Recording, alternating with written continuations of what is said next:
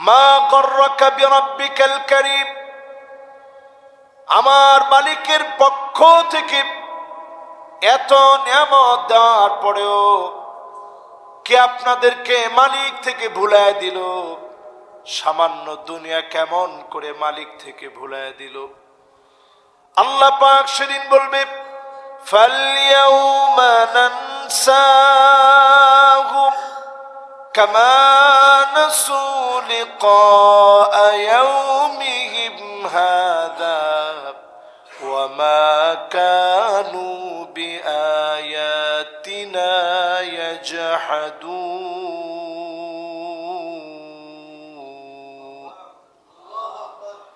তোমাদের কাজকে আমি আল্লাহ ভুলে গেলাম, যেইভাবে আমাকে তোমরা ভুলে গিয়েছিলে।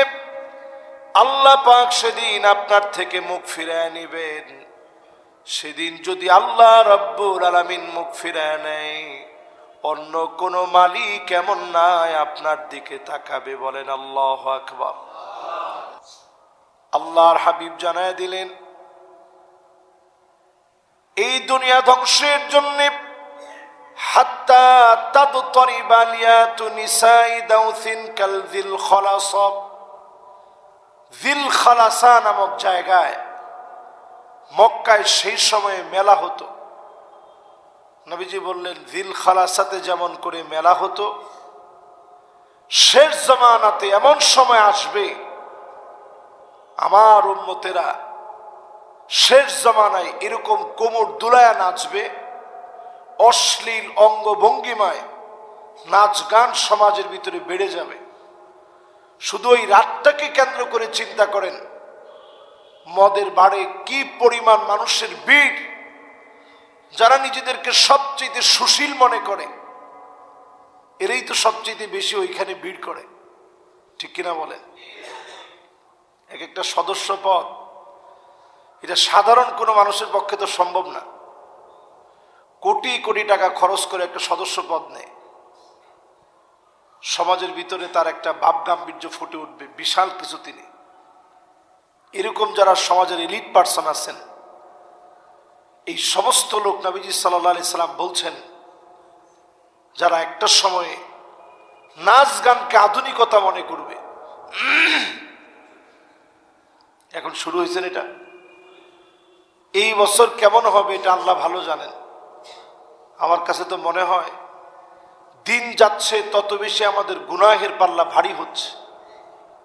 নবী সাল্লাল্লাহু আলাইহি সাল্লাম হাদিসের ভিতরে বলেছেন, হাত্তা ইয়াবুদাল লাত ওয়াল উজ্জা, এমন সময় মুসলমানদের ভিতরে আসবে মুসলমান মূর্তির সামনে গিয়ে মাথা নত করবে, পূজায় লিপ্ত হবে।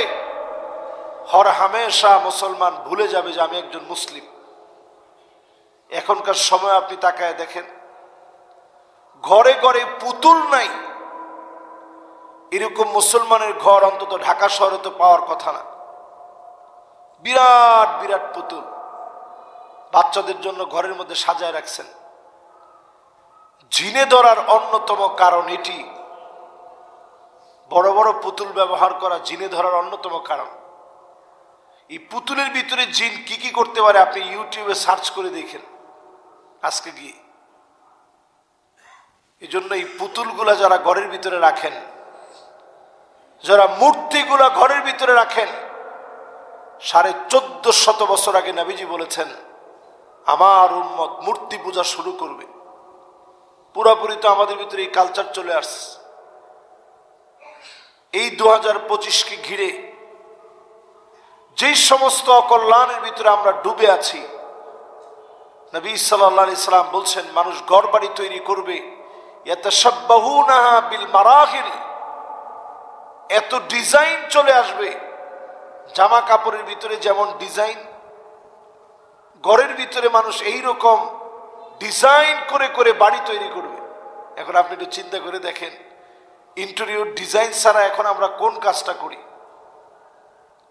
আমাদের প্রত্যেকের ঘর বাড়ি জিপসাম ইন্টেরিয়র দিয়ে আমরা কি সুন্দর করে সাজাই।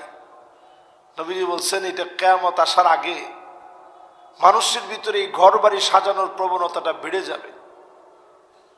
কে কার চাইতে বেশি ডিজাইন করতে পারে, এই ডিজাইনের জন্য প্রতিযোগিতা হবে। আসলে তো এখন আমরা সেই ধ্বংসাত্মক প্রতিযোগিতার মধ্যে লিপ্ত হয়ে গেছি। আল্লাহর হাবিবের সাথ করেন, হাত্তা ইয়াকতুলা জারাহু আখাহু ওয়া আবাহু, প্রতিবেশী প্রতিবেশীদেরকে মারবে, প্রতিহিংসায় লিপ্ত হয়ে পড়বে, অন্যায়ভাবে জুলুম করবে, নিজের আপন ভাই ভাইকে মারবে, আপন ভাই ভাইয়ের আদরের কথা ভুলে যাবে, স্নেহ মমতার কথা ভুলে যাবে, অন্যায়ভাবে ভাইয়ের হক নষ্ট করবে, এমনকি মা বাপকে পর্যন্ত সন্তান গায়ে হাত তুলবে, মা বাবার হক সন্তান ভুলে যাবে, মায়ের সঙ্গে খারাপ আচরণ করবে, বাবার সঙ্গে খারাপ আচরণ করবে। এমন মানুষদেরকে যিনি পাকড়াও করবেন তিনি কে? একটু হিসাব মিলায় দেখেন। গতদিন একটা ভিডিও দেখে আমি খানিকটা সময় থমকে গেলাম। দেখলাম ভাইয়ের কবরে ভাই ঝাড়ু দিয়ে পিটাচ্ছে কবরের মধ্যে। এটা নিউজ হয়েছে অলরেডি। কেন পিটাচ্ছে? যে ভাই তার হকটা বুঝায় দিয়ে যায় না। আচ্ছা, যিনি চলে গেছে উনি কি জায়গা জমি নিয়ে যেতে পারছে? আর যে পিটাচ্ছে সেও কি জায়গা জমি নিয়ে যেতে পারবে? শুধুমাত্র একটুখানি জায়গা জমির জন্য ভাইয়ের কবরের মধ্যে পিটাচ্ছে, দেদারছে। এক ঝাড়ু ভেঙে গেছে, আরেক ঝাড়ু এনে পিটাচ্ছে। এই যে দুনিয়ার জীবনে আল্লাহ তাআলা আমাদেরকে বুঝাই দিলেন, দুনিয়ার এই সম্পত্তি, দুনিয়ার এই পাওয়ার প্রতিপত্তি কোনোটা যে কাজে আসবে না, আল্লাহ তাআলা দুনিয়ার জীবনে বুঝাই দিলেন। সামান্য একটু হকের জন্য, একটু ভালো থাকবেন বলে দুনিয়ায় কত চেষ্টা আপনি করেন। নবী সাল্লাল্লাহু আলাইহি সাল্লাম বলছেন, এরকম সময় আসবে আপন ভাই তার ভাইকে ভুলে যাবে। এই জুমাতে যারা আসছেন, যারা এই মুহূর্তে আমার সামনে বসা আছেন, আমি যদি প্রশ্ন করি বোনের হক দিয়েছে এরকম নামাজি মুসল্লি দিনদারের সংখ্যা কম না বেশি?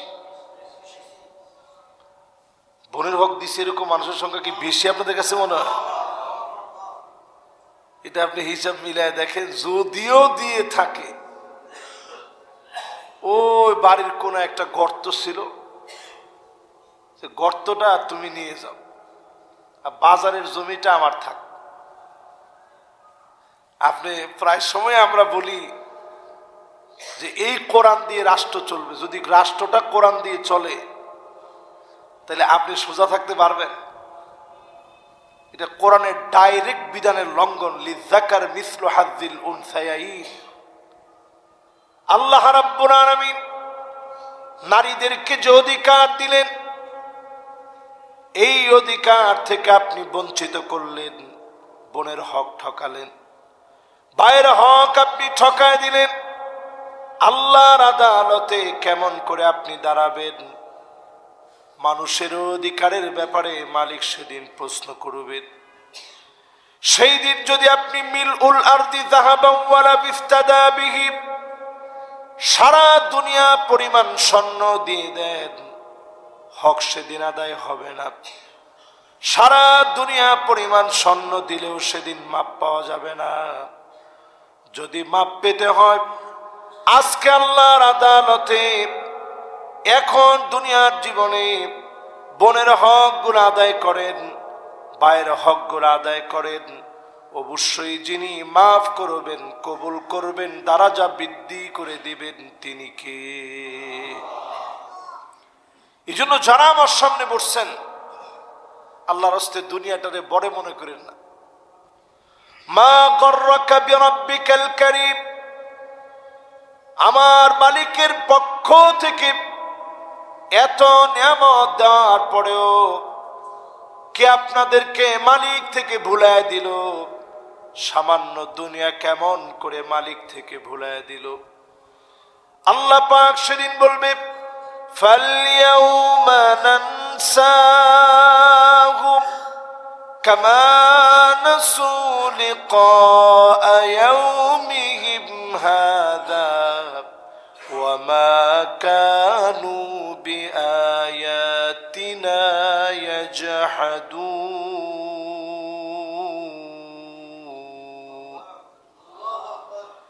তোমাদের কাজকে আমি আল্লাহ ভুলে গেলাম যেইভাবে আমাকে তোমরা ভুলে গিয়েছিলে।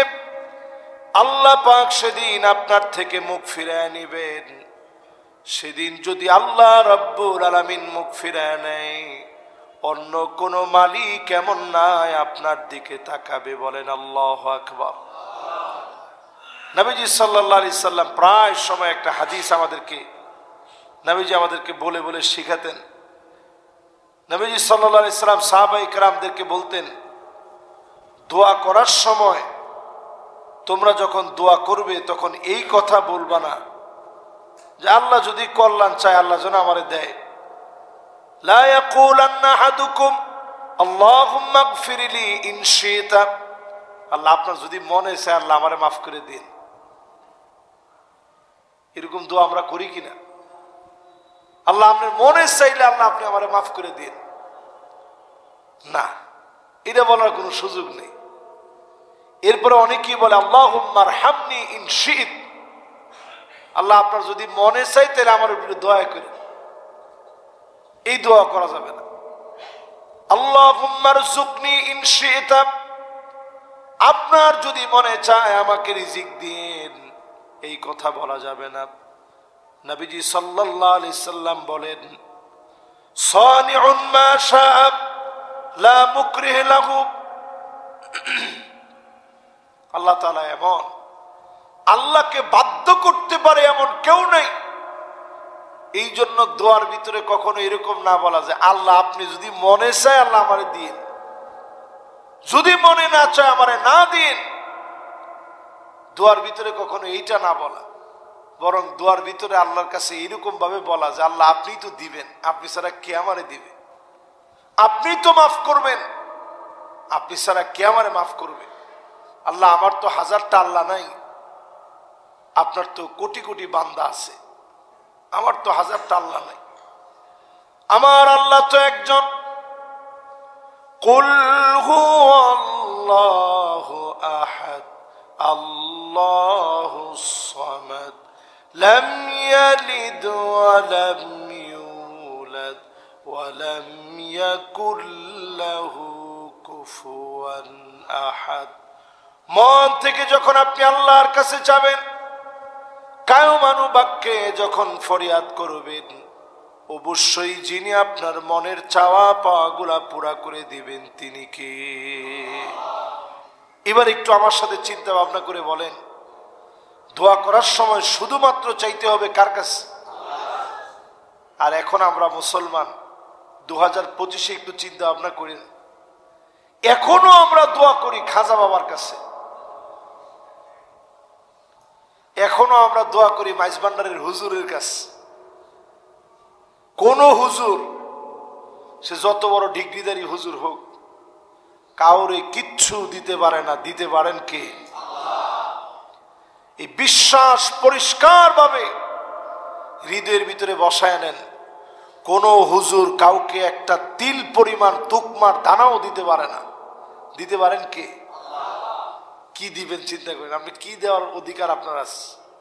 কি ক্ষমতা আল্লাহ আপনার দিছে? কোনো ক্ষমতাই নেই, সব আল্লাহ তাআলা দিতে পারেন।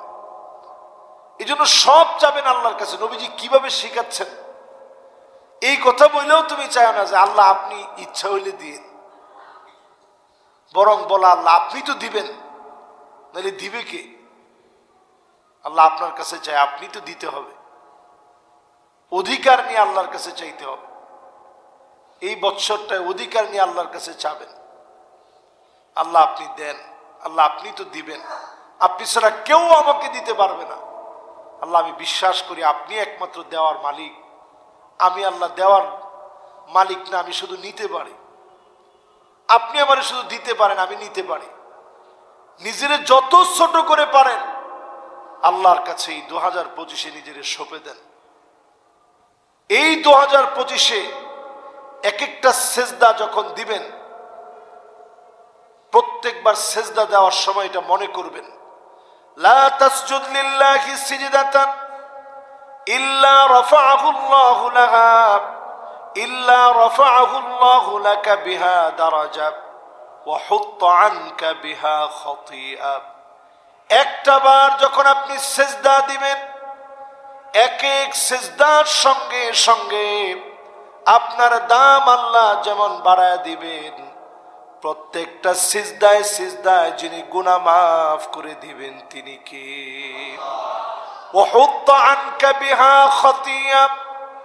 এক একটা সিজদা যখন জমিনের মধ্যে দিবেন, সিজদায় সিজদায় গুনাহ একদিকে মাফ হয়ে যাবে, অন্যদিকে যিনি আমার দরজা বুলন্দ করে দিবেন তিনি কে? এই 2025-এ অন্তত সময় কিন্তু আমাদের নাই। এই 2025-এ গুনাহের খাতা আর ভারী বানায়েন না। এই 2025-এ যতটুকুন পারেন আল্লাহর কাছাকাছি যাওয়ার চেষ্টা করেন। যত দিন চলে যাচ্ছে আমরা আল্লাহর কাছ থেকে দূরে সরে যাচ্ছি। ঘরে ঘরের মধ্যে এখন মিউজিক হর হামেশা চলছে, ছোট ছোট বাচ্চাদের হাতে মোবাইল। এমন কোনো ঘর নাই যেই ঘরের ভিতরে এখন অ্যান্ড্রয়েড ফোন নেই। আর ঢাকা শহরে তো প্রশ্নই আসে না। আচ্ছা দেখি আমার মুসল্লিদের মধ্যে কেউ আছে কিনা এরকম যার ঘরের মধ্যে এরকম মোবাইল নেই? একজনও নাই। আমার ঘরে কয়টা আছে এটা আপনি একটু হিসাব করেন, তাহলে আপনাদের ঘরের কি অবস্থা। এবং প্রত্যেকটা মোবাইলের ভিতরে এখন নেট সার্বক্ষণিক সংযুক্ত, যেটা কখনো ফিতনা থেকে মুক্ত না। নেট কখনো ফিতনা থেকে কি না মুক্ত না। সবার ঘরে ঘরে এখন ফিতনা ঢুকে গেছে।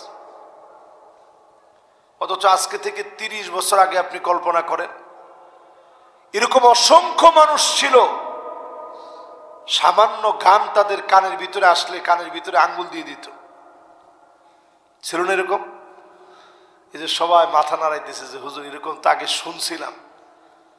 এমন এক বুজুর্গ মানুষ ছিল, এটা বাস্তব ছিল না? ছিল। মাত্র কয়েকটা বছরের পরিবর্তনে এখন আপনি মিউজিক ছাড়া কোন জায়গাটা পাবেন? কোন ঘরের ভিতরে গেছেন মিউজিক, বের হয়েছেন মিউজিক, হাঁটতেছেন মিউজিক, সব জায়গায় মিউজিক চলছে। আল্লাহর হাবিব বলেন, ইস্তাহিল্লুনাল হিরা ওয়াল হারির ওয়াল মাআজিফ ওয়াল মাজামির। সব জায়গার ভিতরে পাইকারি দরে হালাল হারাম মিশ্রিত হয়ে যাবে। মদ পাইকারি দরে চলবে, এমন অবস্থা দুনিয়ার ভিতরে হবে। গান বাজনা সব জায়গায় বেড়ে যাবে, জায়গায় জায়গায় গান বাজনা চলবে। আল্লাহ নবীর হাদিস গুলা মিলায় দেখেন, পুরাপুরি মিউজিকে সয়লাভ হয়ে গেছে, অন্যায় অবিচারে সয়লাভ হয়ে গেছে। আপনি আপনার নিজেকে বাঁচানোর জন্যে সেজদা অবনত হয়ে যান, মালিকের সামনে হাজিরা দেন, প্রতিনিয়ত আল্লাহর সামনে দাঁড়ায়া কথোপকথনের নিয়ত করে ফেলেন। আল্লাহর সঙ্গে কথোপকথনের নিয়ত করে ফেলেন। আল্লাহর সঙ্গে কথা বলবেন নামাজের মধ্য দিয়ে। আপনি যখন নামাজের জন্য দাঁড়ায় যাবেন, যখন আপনি সূরা ফাতিহা পড়বেন, প্রত্যেক আয়াতে আয়াতে যিনি জবাব দিবেন তিনি কে? আপনি যখনই বলবেন আলহামদুলিল্লাহি রাব্বিল আলামিন, আল্লাহ পাক নিজে জবাব দিবে। হামিদানি আবেদি, আমার বান্দা আমার শুকরগুজারি করলো। আপনি যখন বলবেন আর রহমানির রহিম, আল্লাহ পাক বলবে আসনা আলাইয়া আবেদি, আমার বান্দা আমার সানা গাইল। আপনি যখন বলবেন মালিকি ইয়াউমিদ্দিন, আল্লাহ পাক বলবেন মাজ্জাদানি আবদি, আমার বান্দা আমার মর্যাদা বাড়ায় দিল। আপনি যখন বলবেন ইয়াকা না'বুদু ওয়া ইয়াকা নাস্তাঈন, আল্লাহ পাক জবাব দিয়ে বলবে হাযা বাইনি ওয়া বাইনা আবদি, এটা আমার মাঝে আর আমার বান্দার মাঝে। আপনি যখন বলবেন ইহদিনাস সিরাতাল মুস্তাকিম সিরাতাল্লাযীনা আন'আমতা আলাইহিম গায়রিল মাগদুবি আলাইহিম ওয়ালাদ-দাল্লিন,